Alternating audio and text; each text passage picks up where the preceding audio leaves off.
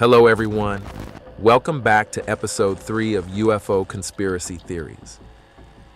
In the previous episode, we talked about alien abductions and UFO sightings. But have you ever thought if aliens have really visited Earth? How on earth, pun intended, has the government kept such bizarre events hidden from the public? And more importantly, why would they? We already know that governments are known to keep secrets from the people, but concealing alien encounters? That's next level. In this video, I will tell you the lengths to which they have gone to keep the lid on this secret. From silencing witnesses to ridiculous explanations, the efforts to keep us in the dark are almost as fascinating as the aliens themselves. In the 1950s, there was a significant increase in UFO sightings. This led to more investigations by both the government and civilians. During this time, there was also public concern about misinformation and the suppression of evidence. We came to know for the first time that the government was suppressing evidence in 1950. This happened when Nicholas Mariana, a baseball manager from Montana, filmed several UFOs using his color 16mm camera. He claimed the objects in the footage were clearly disc-shaped, but then something happened. The government initiated something called Project Blue Book. This was initiated by the U.S. Air Force, and its purpose was to investigate UFO sightings and determine if they posed a threat to national security. However, when Project Blue Book investigated Mariana's footage, they did the opposite of what they were supposed to do. Mariana alleged that when the film was returned to him, the most crucial segments, which clearly showed the disc-shaped objects, had been removed. This incident captured nationwide media attention, but ended with the critical evidence seemingly removed. People wanted to believe that UFOs exist, but the evidence was gone by then. Project Blue Book was responsible for investigating hundreds of UFO reports, yet many felt the project often too quickly dismissed sightings as either natural phenomena or man-made objects. This led to suspicions that the project's real aim might have been to conceal evidence rather than to uncover the truth about UFOs. This was not just the only time such a thing happened. In the middle of all this UFO hysteria in the 1950s, a Canadian radio engineer named Wilbert B. tried to seek the truth behind the rumors about these mysterious flying saucers.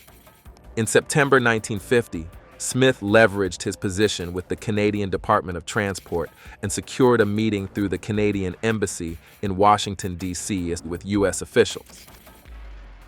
This was where Smith met a physicist and Defense Department consultant, Robert Sarbacher, who presumably filled Smith in on some heavy secrets. Following this meeting, Smith went on to inform Canadian officials about what he heard and convinced them to launch Canada's own organization for UFO research. This was named Project Magnet. Now, listen carefully, because here is where it gets even more surprising. Some documents that were discovered later in Smith's own papers hint that there is another secret group operating under the radar. One other than the open Project Magnet. This other group, which is alleged to be Majestic 12, is said to be an elite committee that comprises scientists and military personnel who oversee UFO sightings. Robert Sarbacher was interviewed in the 1980s, and in some way or another, he confirmed the rumors about the secretive oversight committee. In fact, he admitted that UFOs exist. We have not been able to duplicate their performance.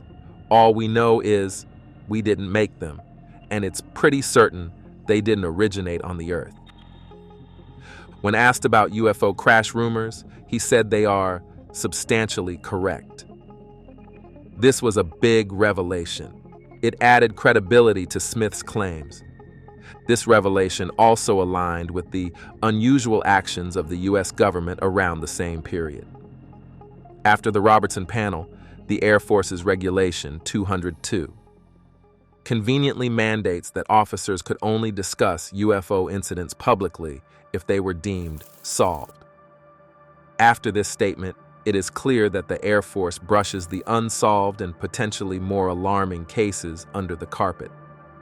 What we are witnessing here is a pattern of diversion and secrecy. If Majestic 12 did exist, as suggested by the evidence, then it seems the government was playing a deeper game than we thought, and is doing the same even today. It manages public perception while quietly investigating and concealing the more earth-shattering truths about UFOs, but not all concealments go unnoticed. The public has managed to bust some of the government's cover-ups. Other government cover-ups throughout the years have only added fuel to the fire when it comes to UFO conspiracy theories. For example, back on July 7, 1947, William Rhodes took photos of an unusual object over Phoenix, Arizona. These images made their way into local newspapers, but then they caught the attention of Army Air Force Intelligence and the FBI. Rhodes was persuaded to hand over the negatives. What he didn't know at that time was that he would never see them again despite his efforts. These photos were then added to the classified Air Force UFO reports. Then, in 1967, a memo was released from USAF Lt. General Hewitt Wheelis, where he stated that unknown individuals, posing as military personnel, were intimidating civilian UFO witnesses. They used to tell them to stay quiet and even take their film. This directive suggests there is a pattern of evidence suppression. The Roswell incident is another huge proof of this. In 1978, Stanton Friedman interviewed Jesse Marcel, who was a key witness to the Roswell debris. Contrary to his original statements in 1947, Marcel revealed details of the event that contradicted the official weather balloon explanation. In another instance, astronaut Gordon Cooper reported that a clear UFO film shot at Edwards AFB in 1957 was confiscated by the military, never to be seen again. This narrative was then confirmed by other witnesses. Conspiracy theories escalated with authors like George C. Andrews and Bill Cooper, who linked UFO cover-ups to broader governmental conspiracies. They even suggested that the assassination of President Kennedy was done to prevent his alleged plans to expose alien secrets. Aliens have visited Earth. The government has even recovered alien technology and aircraft. It is not I who is making these claims, but actual claims made by David Grusch, who is a former United States Department of Defense intelligence officer. In June 2023, Grusch broke his silence and shared his shocking allegations with reporters Leslie Kean, Ralph Blumenthal, and Ross Coulthart. He wasn't alone in his revelations.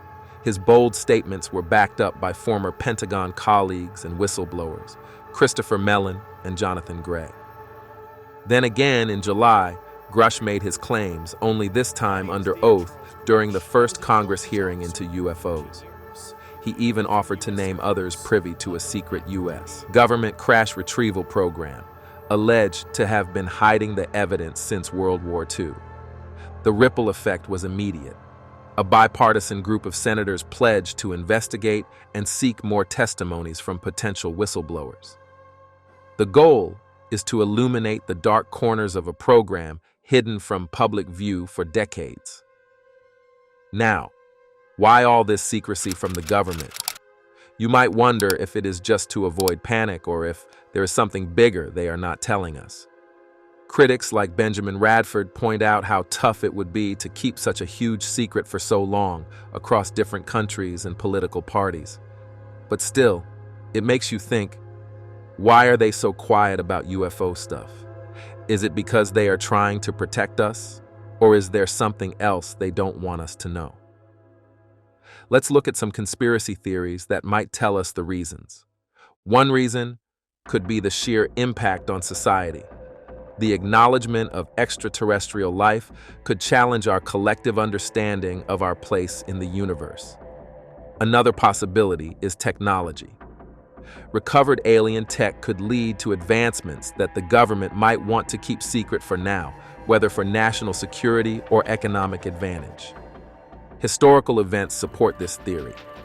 Take the infamous Roswell incident of 1947, where the initial claim of a recovered flying disc was hastily retracted and attributed to a weather balloon. Maybe the government is using alien technology for its own technological advance, but does not want to share it with other countries.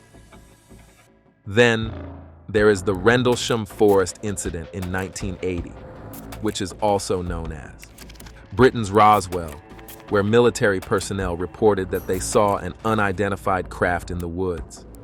However, there is a counter-narrative. The Pentagon's ex-chief investigator of unidentified anomalous phenomena described the UFO conspiracy as a self-licking ice cream cone. He claimed that some government officials are spinning UFO stories, causing millions in taxpayer dollars to be spent on chasing these myths. He suggests it is a cycle. The more stories get spread, the more money gets spent on investigating them, and this cycle benefits a select few who earn money derived from these myths. However, he suggested that some lawmakers are taking these stories seriously, even if the evidence is fake. So, what's the truth? Are UFOs real, or is it all just a big conspiracy of some officials to make money? Well, if you want to know the answer, don't forget to watch my final episode where I will finally answer your question. Are we really alone in this universe? So, stay tuned, and goodbye for now. For now.